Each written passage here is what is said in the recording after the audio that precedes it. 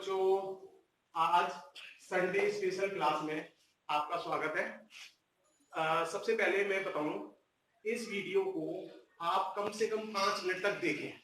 5 minute के बाद आपको अपने आप मन करेगा कि इस वीडियो को पूरा देखें। तो ये वीडियो किस किस के लिए इंपॉर्टेंट है? ये वीडियो हर उस बच्चे के लिए इंपॉर्टेंट है जो बच्चा हमारा 6th class, 7th class, 8th class, 9th class, 10th class या 11th क्लास में जिसके पास मैथ है, 12th में जिसके पास मैथ है, और जो बच्चे कंपटीशन की तैयारी कर रहे हैं। इस वीडियो को देखने के बाद केवल आपको 6 कंसेप्ट तैयार करने हैं और 9 फॉर्मूलाज तैयार करने हैं। आप केवल ये 9 फॉर्मूले लिखे हुए हैं, वीडियो को पॉज करो, इन्हें कॉपी में लिख लो। और ये 6 कंसेप्ट हैं। कंसेप्ट के बारे में मैं क्लियर बताऊंगा आपको कि इनका मतलब क्या है। कुछ कंसेप्ट तो ऐसे होंगे जो आपको समझ में अभी नहीं आ रहे होंगे। ठीक है बेटा, केवल 9 फॉर्मूले यदि आपको याद हो गए तो मेंसुरेशन के 50 और 60 फॉर्मूले सारे आपको याद हो जाएंगे। इसमें आपको प्रिज्म वाले क्वेश्चन भी याद हो जाएंगे। प्रिज्म के फॉर्म में जो बहुत सारे फॉर्मूले बन जाते हैं, पिरामिड के फॉर्मूले बन जाते हैं, वो सारे फॉर्मूले याद हो जाएंगे। 10th क्लास में ये 2 फॉर्मूले हमारे हैं। 10th क्लास में curve surface area of frustum है और वॉल्यूम ऑफ फ्रस्टम है। ठीक है बेटा, अब देखिए हम बात करते हैं सबसे पहले 6 कंसेप्ट की। 6 कंसेप्ट में सबसे पहला कंसेप्ट हमारा आता है definition of prime number. Prime number की डेफिनेशन। प्राइम, देखिए बेटा, जो हमारी पेरीमीटर की डेफिनेशन है वो क्या कहती है? बाउंड्री पर चली गई दूरी। क्या कहती है? बाउंड्री पर चली गई दूरी। जैसे आपको याद होगा, पहला कंसेप्ट देखते हैं। जैसे ये मान लीजिए सबसे सिंपल फॉर्मूला था हमारा आयत। ये मेरा क्या है? आयत, रेक्टेंगल। रेक्टेंगल का पेरीमीटर आपने याद किया होगा 2l + b। मैक्सिमम लोगों को याद है, ऐसा नहीं है कि बहुत सारे बच्चों को याद नहीं है। लेकिन ये देखिए, अगर इसे कंसेप्ट से याद करें तो कितना आसान होता। सबसे पहले हमने यहां से ए से स्टार्ट किया चलना, बाउंड्री पर चली गई दूरी। ए से हम बी पर पहुंचे तो ए बी प्लस बी से हम कहां पे जाएंगे? सी पर। सी से हम कहां पे जाएंगे? डी पर। और डी से हम कहां पे जाएंगे? ए पर। ठीक है बेटा, अब देखिए ये हमारी लेंथ एल है, तो ए बी की जगह एल लिख सकता हूं मैं, बी सी की जगह मैं बी लिख सकता हूं। देखो, अगर हमें पता है रेक्टेंगल में अपोजिट साइड्स बराबर होती हैं, तो ये ए बी और सी डी साइड बराबर होगी, तो ये भी साइड हमारी कितनी हो जाएगी? एल। ये अपोजिट साइड्स बराबर होती है, ये बी हो गई, तो ये भी बी हो जाएगी। अब देखिए जोड़ो, एल में एल जुड़ा तो 2l, बी में बी जुड़ा 2b, 2 कॉमन ले लिया, l + b। ये फॉर्मूला अगर हमें रेक्टेंगल की पेरीमीटर, रेक्टेंगल की नहीं, किसी भी पॉलीगॉन की अगर हमें पेरीमीटर की परिभाषा याद है तो पेरीमीटर की परिभाषा के अनुसार हम ये फॉर्मूला स्वयं बना सकते थे। यदि एग्जाम में भूल जाए तब छोटे बच्चे बना सकते हैं, बड़े बच्चे भी बना सकते हैं। ठीक है। सेकंड, जैसे हमारा होता है स्क्वायर। स्क्वायर को हिंदी में हम बोलते हैं वर्ग। वर्ग में हमें पता है चारों भुजाएं बराबर होती हैं, चारों साइड्स बराबर होती हैं। तो अगर हम वर्ग का पेरीमीटर निकालें तो क्या बनेगा? सबसे पहले ए से बी पर जाएंगे, तो ए से बी पे गए तो एल, बी से सी पे गए फिर से एल, सी से डी पर गए एल, और फिर डी से लौटकर ए पे आ गए तो भी एल। तो कितनी एल हो गई है हमारी? 4l। तो पेरीमीटर हमारा 4 इंटू साइड्स होता था स्क्वायर का पेरीमीटर। ठीक है बेटा। तीसरा और एग्जांपल देख सकते हैं हम, किसी भी तरह का कोई ट्रायंगल है, ठीक है। अगर मान लीजिए इस त्रिभुज, किसी भी तरह का कोई त्रिभुज है, इस त्रिभुज की ए भुजाएं ये बी भुजाएं ये सी है। अगर त्रिभुज का नाम हम पी क्यू आर ले लें, तो अगर मुझे इस त्रिभुज का, इस ट्रायंगल का पेरीमीटर निकालना है तो मैं क्या करूंगा? बाउंड्री पर चली गई दूरी, सबसे पहले पी से क्यू पर जाऊंगा तो सी, क्यू से आर पर जाऊंगा बी, फिर आर से पी पर जाऊंगा, फिर मेरा ए। तो मतलब यदि मैं तीनों साइड्स को जोड़ दूं तो पेरीमीटर ऑफ ट्रायंगल निकल जाएगा फिर। ठीक है बेटा। इसी तरह हम किसी भी पॉलीगॉन का पेरीमीटर निकाल सकते हैं। जैसे हम कोई भी साइड पॉलीगॉन बना देते हैं more than 4 sides, A B C D E F. मान लीजिए ये साइड ए है, ये भी ए है, ये ए है, ए है, ए है, ए है। तो अगर हम इसका पेरीमीटर निकालेंगे तो a plus A plus A plus A plus A plus a, तो ये हमारी ए हो गई 1 2 3 4 5 6। तो इसका पेरीमीटर हमारा डायरेक्टली कितनी ए हो गया 6 ए। तो इस अनुसार हम पेरीमीटर किसी भी फिगर का निकाल सकते हैं। ये हमारा फर्स्ट कंसेप्ट था। डी तक देख लिया हमने बेटा। अब देखो ई, पेरीमीटर ऑफ इक्विलेटरल ट्रायंगल बन सकता है। इक्विलेटरल ट्रायंगल को हिंदी में बोलते हैं समबाहु त्रिभुज। तो उसका परिमाप यदि निकालना है तो हमें पता है समबाहु त्रिभुज में तीनों भुजा बराबर होती है, तीनों साइड्स बराबर होती हैं। तो ये बन गया हमारा a plus A plus a, तो कितना हो गया हमारा 3a। Perimeter of regular pentagon, regular का मतलब हो जाता है जिसकी सभी भुजा बराबर हो, और जबकि पेंटागन का मतलब कितनी साइड 5 साइड्स। तो 5 साइड से बराबर है तो क्या बन जाएगा, अगर पांचों साइड्स पे जाएंगे तो हम 5a। Perimeter of regular hexagon, hexagon में कितनी साइड हो जाएंगी हमारी 6, और रेगुलर है, रेगुलर का मतलब सभी साइड्स बराबर है। तो a plus A plus A 6 times करेंगे तो ये क्या बन जाएगा हमारा 6a। इसके अलावा हम किसी भी फिगर का, कोई भी पॉलीगॉन फिगर बना दी जाए उसका हम पेरीमीटर निकाल सकते हैं इस तरीके से।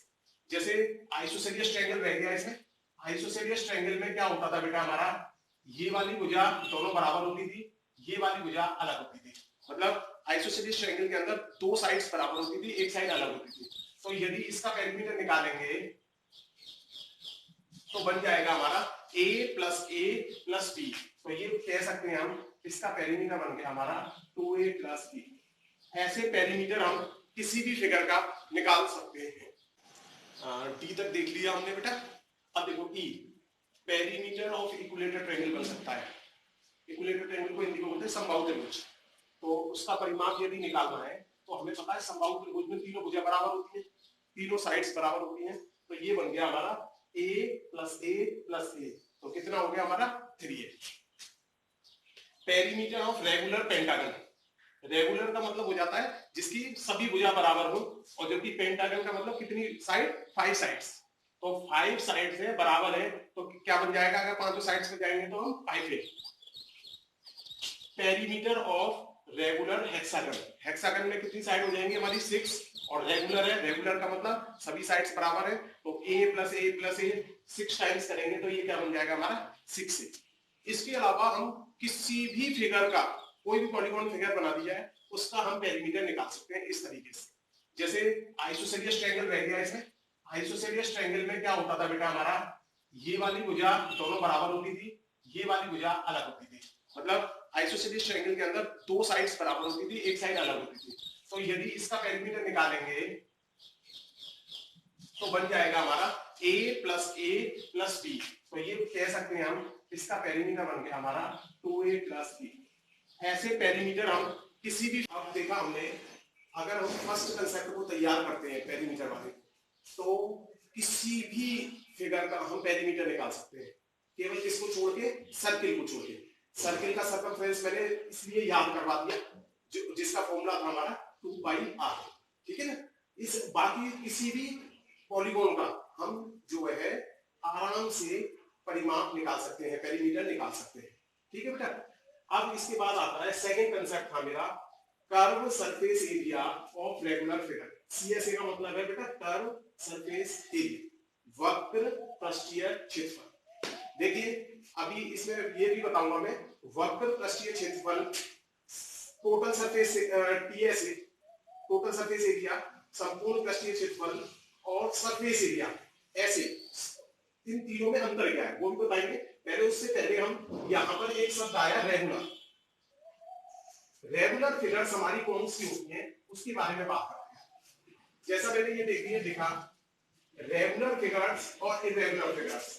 जब तक हम रेगुलर फिगर्स और इरेगुलर फिगर्स में डिफरेंस पता नहीं करेंगे तब तक हम जो है इन कंसेप्ट्स के आधार पर फॉर्मूले याद नहीं कर सकते।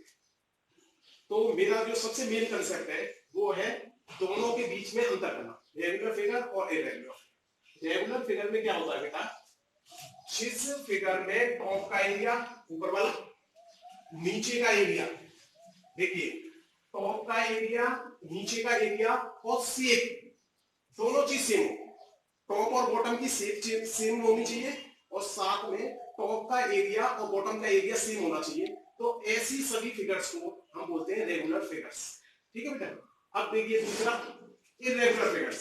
इरेगुलर फिगर्स की परिभाषा क्या कहती है कि यदि हमारा टॉप का और बॉटम का एरिया सेम नहीं है, ठीक है, तो हम कह सकते हैं कि वो कैसी फिगर है, हमारी इरेगुलर फिगर। जैसे आपने कोन देखा होगा, कोन, शंकु, कोन में नीचे हमारा क्या होता है, वृत्त, सर्किल होता है, ऊपर क्या होता है, एक पॉइंट होता है, वो सब मिला होता है। ठीक है। ऐसे ही पिरामिड, पिरामिड किसी भी शेप का हो सकता है बेस तो उस पिरामिड का क्या है, स्क्वायर, और जबकि टॉप उसका बिल्कुल इस तरह से रेगुलर हेक्सागन का पिरामिड बन सकता है। तो पिरामिड बहुत सारे बन सकते हैं। तो उन सभी फिगर्स को जहां टॉप का एरिया 0 होता है और बॉटम में कुछ एरिया हो, वो सारी फिगर्स हमारी पिरामिड के अंदर आती है। तो इरेगुलर फिगर्स का फॉर्मूला याद करने का तरीका अलग है, रेगुलर फिगर्स का फॉर्मूला याद करने का तरीका अलग है। तो रेगुलर फिगर्स में जैसे हमने बताया क्यूबॉइड, हिंदी में गधा बोलते हैं। देखो नीचे एक रेक्टेंगल होता है, जैसे ये कमरा है, जिस कमरे में आप बैठे हो, नीचे इसका जो फर्श का एरिया है और जो इसकी छत का एरिया है, ये दोनों भी बराबर होंगे। तो इसलिए ये कमरा किस शेप का हो जाएगा, हमारा क्यूबॉइड। क्यूबॉइड शेप का हो गया, तो टॉप का एरिया और बॉटम का एरिया बराबर है, तो रेगुलर फिगर में आ गया। सिलेंडर, जिसे बेलन बोलते हैं, सिलेंडर में नीचे सर्किल होता है, ऊपर सर्किल होता है, तो दोनों का एरिया बराबर है, शेप सेम है, तो रेगुलर फिगर में आ गया। प्रिज्म, प्रिज्म किसी भी तरह का हो, वो सभी की सभी प्रिज्म जो है हमारे इसमें आ जाएंगे रेगुलर फिगर में। क्योंकि प्रिज्म में जैसे मान लीजिए स्क्वायर शेप का प्रिज्म है, बेस स्क्वायर है, टॉप भी स्क्वायर होगा, दोनों का एरिया बराबर है, इस तरह से बना सकते हैं। हेक्सागन प्रिज्म में नीचे हमने हेक्सागन बेस बना दिया, टॉप में हेक्सागन बना दिया, उसे जोड़ दिया। इसके बाद क्यूब, क्यूब भी इसी फिगर में आ जाएगा, क्योंकि क्यूब में नीचे हमारा क्या होता है, एक स्क्वायर होता है और टॉप में भी स्क्वायर होता है, तो दोनों का एरिया हमारा बराबर होगा, शेप भी सेम होगी, इसलिए वो किस में आ जाएगा, हमारा क्यूब जो आ जाएगा वो रेगुलर फिगर में आ जाएगा। तो curve surface area of regular figure का फॉर्मूला क्या है हमारा,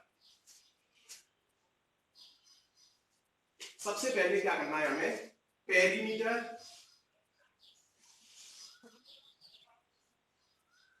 ऑफ बेस, जो भी बेस बना है उसका। देखिए बेटा, सेकंड कंसेप्ट हमारा समझ में आ गया आपका। अब इसके बाद थर्ड कंसेप्ट आता है हमारा total surface area of regular figure. Total surface area को हिंदी में बोलते हैं संपूर्ण पृष्ठीय क्षेत्रफल। संपूर्ण पृष्ठीय क्षेत्रफल का एक भी फॉर्मूला आपको याद नहीं करना, सारे फॉर्मूले आपको याद हो गए। देखिए कैसे, बस केवल हमें ये फॉर्मूला याद करना है इसमें, जो कि रेगुलर और इरेगुलर की केस में, मैं बोल रहा हूं रेगुलर और इरेगुलर दोनों केस में हमारा टोटल सरफेस एरिया सेम होता है। ठीक है बेटा।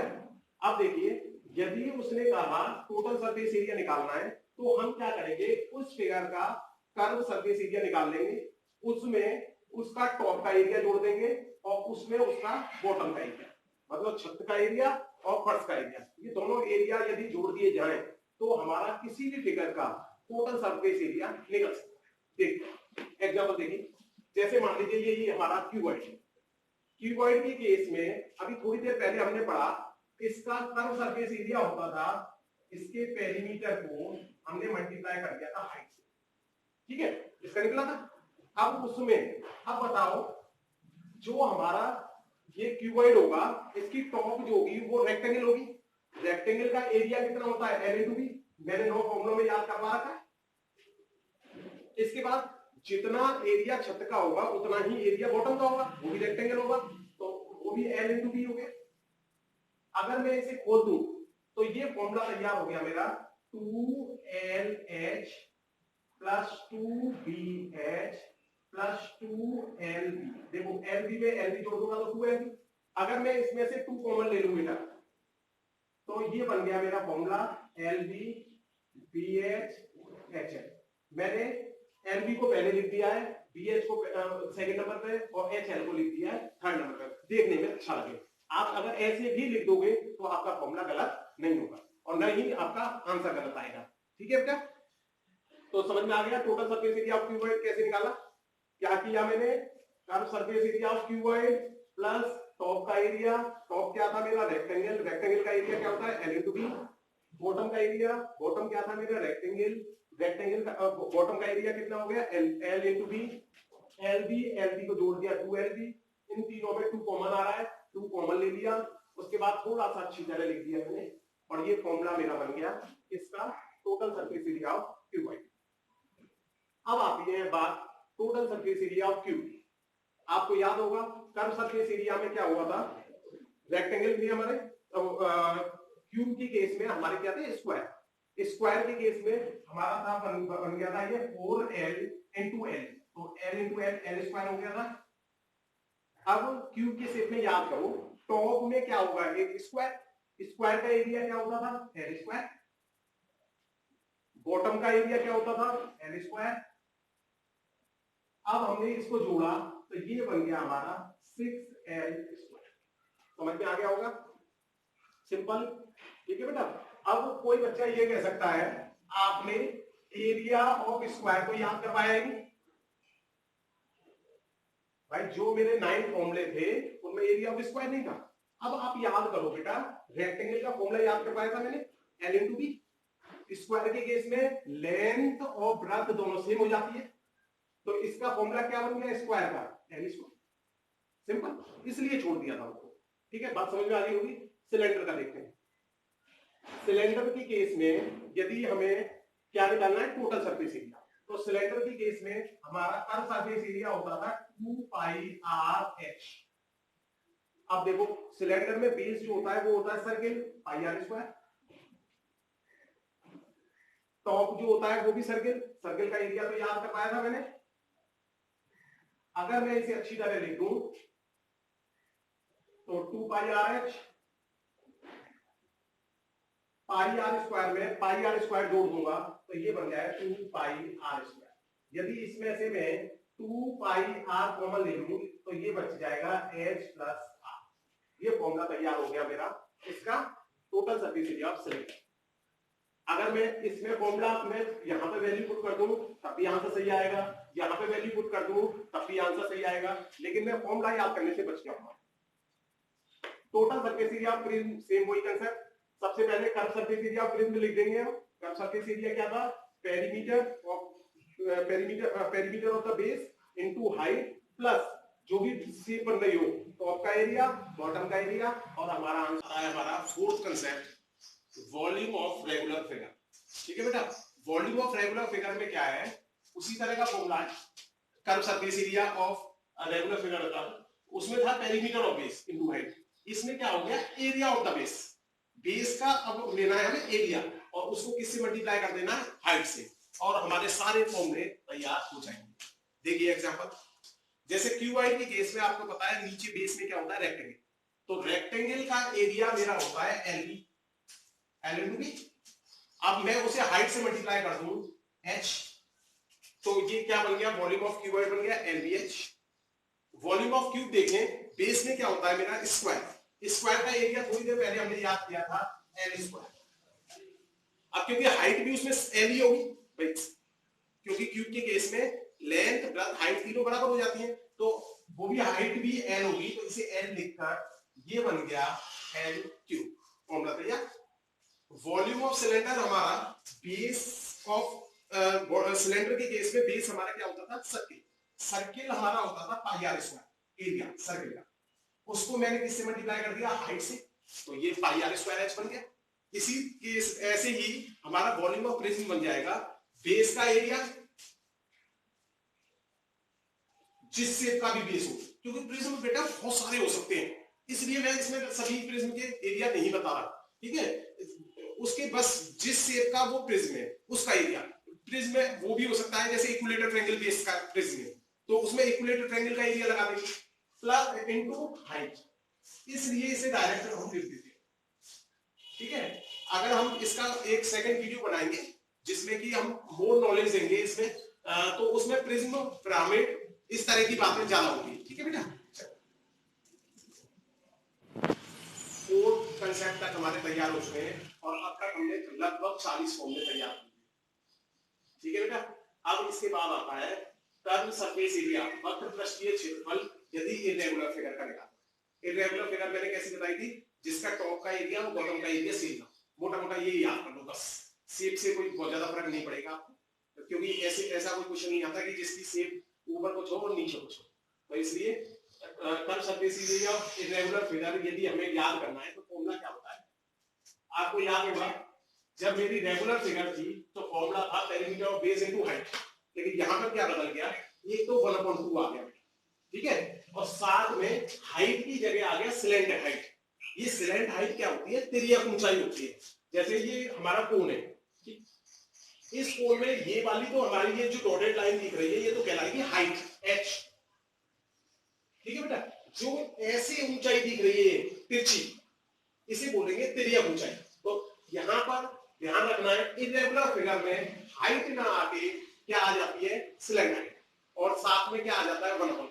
अब सोचो ऊपर वाले केस में हम अगर याद करें, जैसे हमारा सिलेंडर था, ये एरिया और ये एरिया सेम है, अगर ये दोनों एरिया सेम है तो इसका जो हमारा वक्र पृष्ठीय क्षेत्रफल का सरफेस एरिया आएगा वो ज्यादा आएगा। जब ये धीरे धीरे ये कम होता जाएगा ऊपर, तो इसका एरिया कम हो जाएगा कि नहीं, वो कम होके कितना हो जाता है। ठीक है, साथ में हाइट ना लेके हम क्या ले लेते हैं, क्योंकि इसमें ये सिंपल हाइट आती थी। अब यहाँ पर ये भाई इस हाइट से क्या फर्क पड़ेगा, हमें तो ऐसे करके देखना है ये कितना कम हो रहा है, तो इसलिए हमने क्या ले लिया, स्लैंट हाइट। ठीक है, याद कर लेना ये formula, perimeter of base into height यदि हमने याद कर लिया हाफ लगाकर, तो ये हमारा इरेगुलर फिगर का बनता है। इसी से मेरा कोण का एरिया बन सकता है और किसी भी टाइप के प्रिज्म सॉरी पिरामिड है,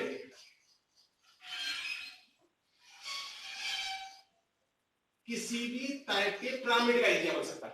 प्रिज्म मैंने कहा था बेस का एरिया और टॉप का एरिया सेम होता है, जबकि पिरामिड में क्या होता है कि बेस का एरिया कुछ होता है ज्यादा और टॉप का एरिया बिल्कुल 0 हो जाता है ऊपर टॉप पे जाके, तो इसलिए पिरामिड है ये।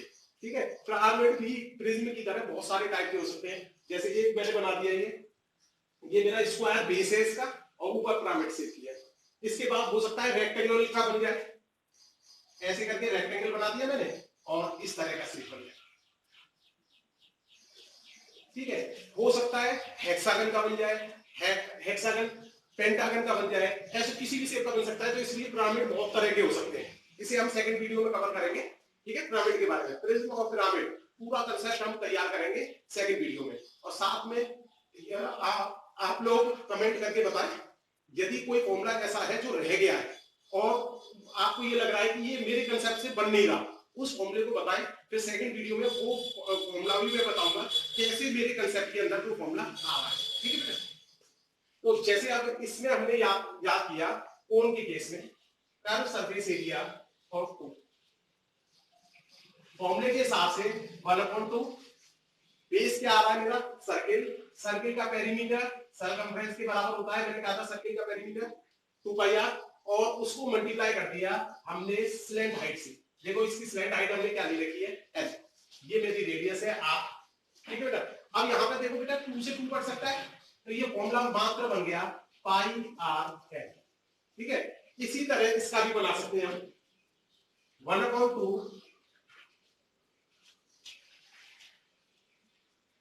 Perimeter of the base. इसमें स्क्वायर बेस है, पेरीमीटर कितना हो गया मेरा 4 है, स्लैंट हाइट, अब इसकी स्लैंट हाइट को एल नहीं ले सकते क्योंकि हमने इसको एल ले लिया तो स्लैंट हाइट कुछ अलग होगी, तो स्लैंट हाइट को हमने मान लिया इसकी को कैपिटल है,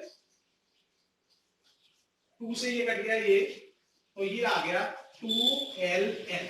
यहां पर स्मॉल l का मतलब तो लेंथ है और कैपिटल L का मतलब स्लैंट है, बस ये याद रखना। इस तरह से हम किसी भी फिगर का बना सकते हैं। ठीक है बेटा, इस आता है हमारा 6.6 जो कंसेप्ट था बेटा मेरा वो था volume of irregular figure. Irregular figure का क्या निकालना है, आयतन। अब देखो सिंपल हमारा रेगुलर फिगर का आयतन होता था बेस का एरिया इनटू हाइट, इसमें क्या है 1/3 और आ जाएगा।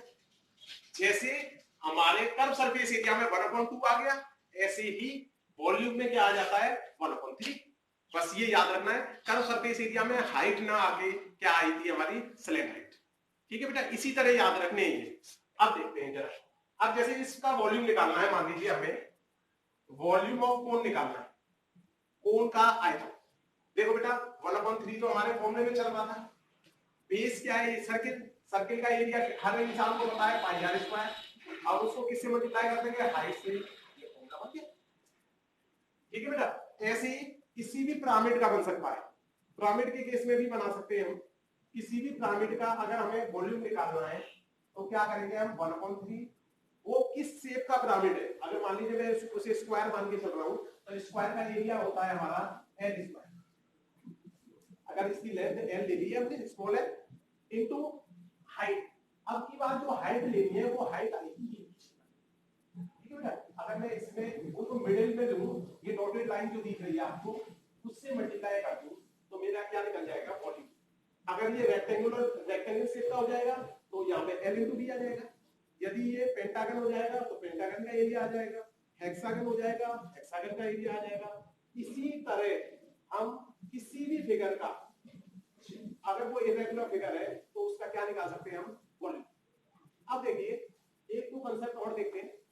फ्रस्टम के मैंने 2 फॉर्मूले याद करा दिए जो 10th क्लास में काम, ठीक है बेटा।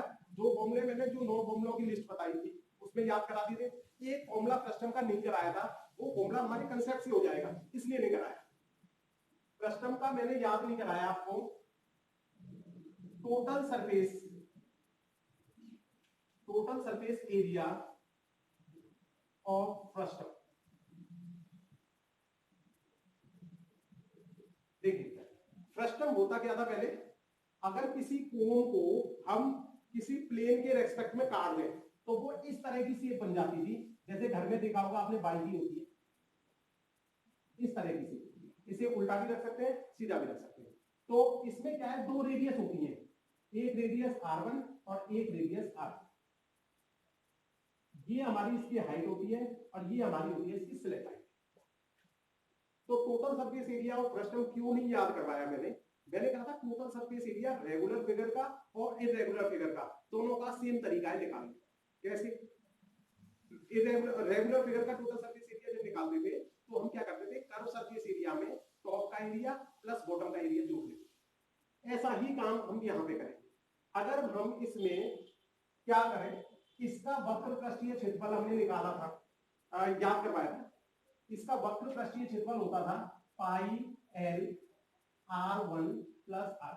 ये बेटा मेरे वो 9 फॉर्मूलों में था जिन्हें याद करने के लिए मैंने कहा था कि वो 9 याद करने। अगर इसमें टॉप वाले सर्किल का एरिया जोड़ लूं और बॉटम वाले सर्किल का एरिया जोड़ लूं तो इसका टोटल सरफेस एरिया निकल जाएगा। बात समझ में आ गई कि नहीं। अब देखिए वॉल्यूम, वो total surface area of irregular figure निकालना है। मान मैंने कहा था total surface area of irregular figure और total surface area of regular figure same होता है। तो देखिए कैसे, अगर मान लीजिए कोन का हमें टोटल सरफेस एरिया निकालना है तो हम क्या करेंगे, curve surface area of cone, curve surface area of cone क्या था पाई आर है। अब इसके बेस में क्या है, सर्किल, सर्किल का एरिया कितना होता है मेरा पाई आर स्क्वायर। अब इसके टॉप में क्या है, एक बिंदु है, पॉइंट है, पॉइंट का एरिया कितना होता है 0। अब क्या ये 0 में लिख के दिखाऊं, भाई 0 का मतलब क्या है, कुछ नहीं। तो इसलिए अगर मैं इन दोनों में पाई आर कॉमन ले लूं तो ये फॉर्मूला तैयार हो गया मेरा total surface area of cone. ठीक है बेटा। इसी तरह किसी भी पिरामिड का टोटल सरफेस एरिया निकाल सकते हैं। कुछ फॉर्मूले हमारे सेक्टर वगैरह के थे, एरिया ऑफ सेक्टर। हाँ बेटा, अब जैसे मान लीजिए इस तरह के फॉर्मूले हैं कि भाई एरिया ऑफ सेक्टर है, फिर क्या करेंगे कि माइनर सेक्टर निकालना है या सेक्टर का एरिया निकालना है। तो देखो बेटा, आपने पिज्जा खाया है, पिज्जा जब हम खाते हैं तो पिज्जा को काटते हैं, पिज्जे में कट लगे आते हैं पहले से। अगर हम पिज्जा के एक कट को निकाल रहे हैं तो देखो कुछ इस शेप का दिखेगा या नहीं दिखेगा। अगर हमने इस कट को निकाला, इसको हम बोलते हैं सेक्टर। सेक्टर है, ये रेडियस हो गई, इसका कोई एंगल बना होता है। अब देखो एंगल हमें पता है सर्किल में पूरा एंगल होता है 360 डिग्री, ठीक है। अगर हमने थीटा एंगल निकाल लिया उसमें से, तो इसका मतलब जो सेक्टर का एरिया निकाल रहा है हमें, तो इसका मतलब इस थीटा के ऊपर ये डिपेंड करेगा। थीटा एंगल हमने निकाल लिया थीटा का, और टोटल एंगल कितना होता है हमारे सर्किल का 360, और सर्किल का एरिया क्या होता था मेरा पाई आर स्क्वायर, क्योंकि ये किससे बनाया था मैंने सर्किल से। सर्किल में से यदि मैंने ये वाला हिस्सा निकाल लिया तो इसका मतलब ये किसका एरिया आ जाएगा मेरा सेक्टर है, ठीक है बेटा। अब जैसे लेंथ ऑफ आर्क आपको याद करवाया था मैंने सर्कमफ्रेंस ऑफ सर्किल, सर्किल की परिधि निकालने का फॉर्मूला था मेरा 2 पाई आर, उसमें से आर्क जो लेंथ ऑफ आर्क होता है बेटा वो ये वाला हिस्सा, तो मैंने ये थोड़ा सा डार्क किया, ये वाला हिस्सा होता है हमारा लेंथ ऑफ आर्क, ठीक है। इससे निकालने के लिए ये भी इस थीटा के ऊपर डिपेंड कर रहा है। अगर मैं थीटा को बढ़ाऊंगा तो ये एरिया बढ़े, ये लेंथ बढ़ेगी या नहीं बढ़ेगी, छोटा करूंगा तो छोटी होगी, तो इसका मतलब इस पर डिपेंड करता है। तो इसमें भी हम क्या लगा देंगे थीटा अपॉन 360 लगा, समझ में आ गया। तो ये दो फॉर्मूले और तैयार हो गए हमारे। अब एक होता था एरिया ऑफ सेगमेंट। सेगमेंट क्या होता था, जब मैं इस सेक्टर से अगर यहां से कट कर दूं तो ये जो बचा हुआ है ये कहलाता है हमारा सेगमेंट। ये तो ये कैसे निकला तुम ये सोचो। अगर मैं एरिया ऑफ सेक्टर में से, सेक्टर के एरिया में से इस त्रिभुज का एरिया माइनस कर दूं, ट्रायंगल का एरिया माइनस कर दूं, तो मेरा एरिया ऑफ सेगमेंट नहीं निकल जाएगा। तो इस ट्रायंगल का एरिया निकालने के लिए एक अच्छा फॉर्मूला दे रखा है हमें, 1/2 आर स्क्वायर साइन थीटा। जब हम 10th क्लास में जाएंगे तो हमें ट्रिग्नोमेट्री के फॉर्मूले याद होंगे, ट्रिग्नोमेट्री की वैल्यू याद होंगी अच्छी वाली, तो उसके हिसाब से हम साइन थीटा की वैल्यू निकाल सकते हैं और आराम से हमारा क्या निकल जाएगा एरिया ऑफ सेगमेंट। इसके बाद भी यदि कोई फॉर्मूला ऐसा लगता है आपको कि ये फॉर्मूला रह गया या किन तरीकों से नहीं हो पा रहा, तो आप कमेंट कर सकते हैं, मैं कमेंट देख लूंगा, उसके बाद इसका एक सप्लीमेंट्री वीडियो बना देंगे, ठीक है बेटा। थैंक यू बच्चों। देखियो area of major sector, major sector क्या होता है, जिस तरह से हमने बताया था आपको माइनर सेक्टर या सेक्टर, ये वाला हिस्सा यदि हम हटा दें तो जो ये बचा हुआ हिस्सा है ये कहलाता है हमारा मेजर सेक्टर। तो कैसे निकलेगा, यदि मैं सर्किल के एरिया में से मैं माइनर सेक्टर का एरिया माइनस कर दूं या सेक्टर का एरिया, माइनर सेक्टर को केवल सेक्टर भी बोल सकते हैं और माइनर सेक्टर भी बोल सकते हैं, तो हमारा क्या कौन सा एरिया आएगा मेजर सेक्टर, ठीक है।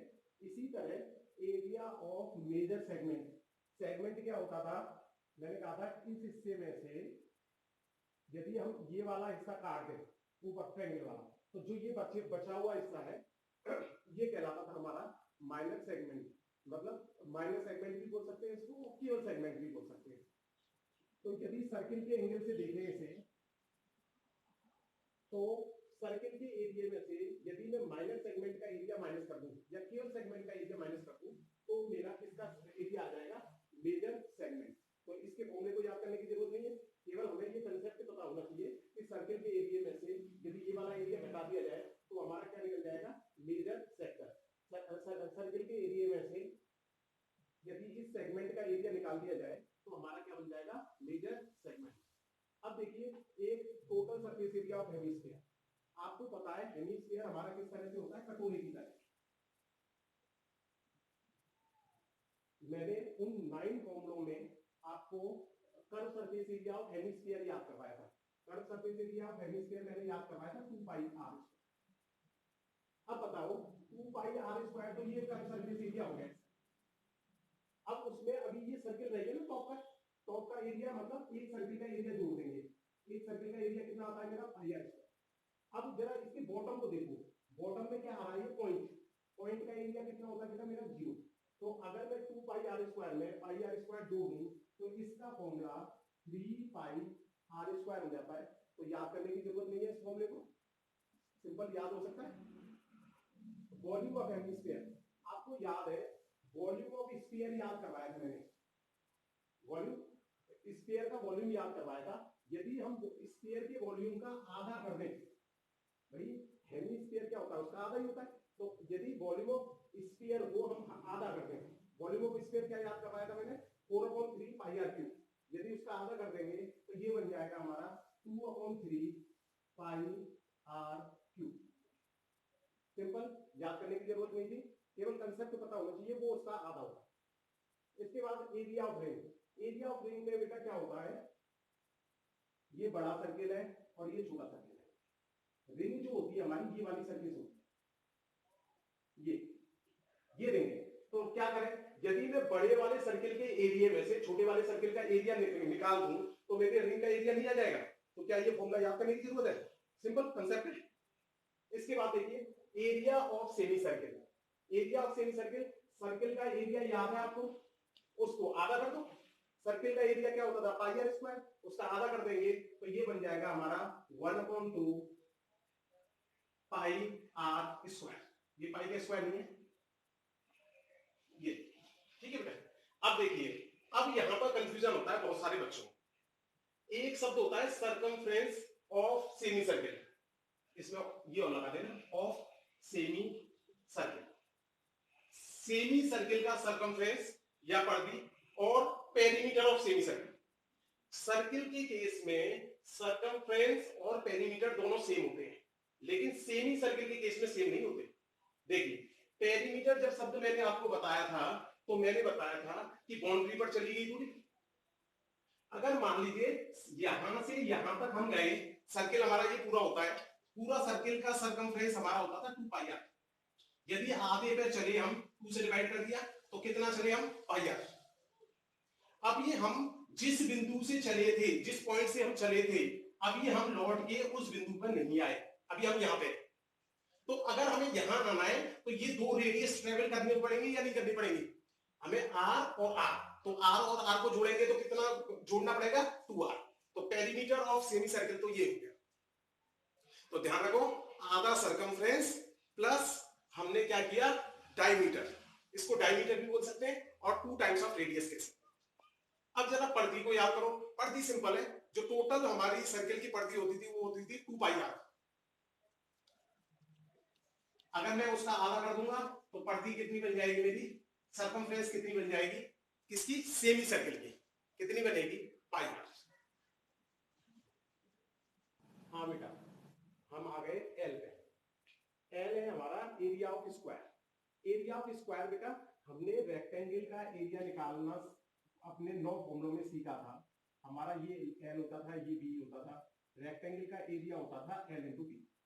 अब आपको सबको पता है स्क्वायर में क्या होता है, लेंथ ब्रेड्थ, ये चारों साइड हमारी क्या हो जाती है, बराबर। तो ये भी एल हो जाएगा, तो ये फॉर्मूला बन गया एल इंटू एल। जब एल इंटू एल किया तो हमारा एरिया ऑफ स्क्वायर क्या बन गया, एल स्क्वायर।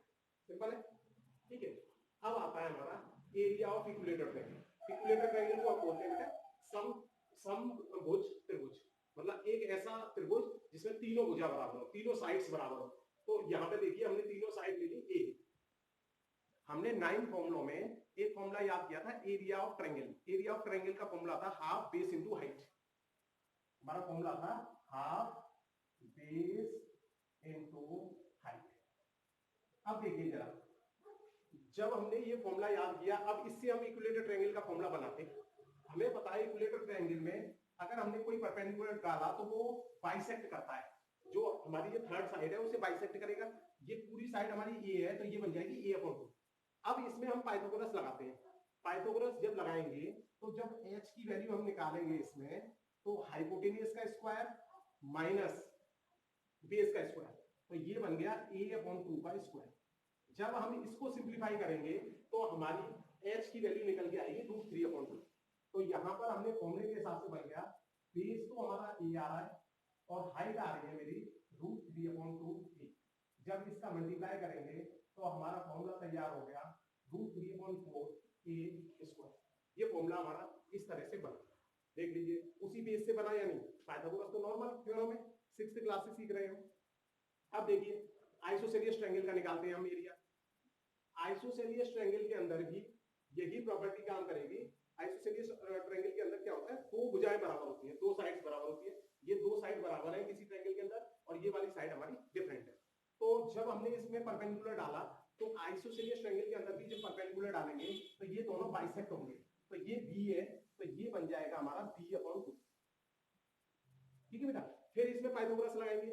अगर इसमें पाइथागोरस लगाएंगे तो हाइपोटेनियस के स्क्वायर में से माइनस कर देंगे हम बेस का स्क्वायर, और उसका यदि रूट कर दिया जाए तो हमारी किसकी वैल्यू आ जाएगी, ये h की। जब इसको सिंप्लीफाई करेंगे तो हमारी वैल्यू आ जाएगी ये वाली। तो फॉर्मूला अपना लगाएंगे 1/2, बेस इसके अंदर b है, देखो बेस b दिख रहा है, और हाइट हमारी ये निकल के आ गई √4a² माइनस b²/2। जब हमने इसको सिंप्लीफाई किया तो ये फॉर्मूला बन गया हमारा 1/4 b √4a² माइनस b²। इस तरह से ये फॉर्मूले हमारे बने हैं। बेटा अगर आपको ये वीडियो अच्छा लगा हो तो आप कमेंट में ये बता सकते हो नेक्स्ट किस टॉपिक के ऊपर वीडियो बनाया जाए जिसके फॉर्मूले आपको याद करने में प्रॉब्लम होती है। अगर थोड़ा सा भी अच्छा लगा है ये वीडियो तो इसे अपने दोस्तों को शेयर करते हैं, जिससे कि इसका फायदा वो दोस्त भी उठा सके। ओके।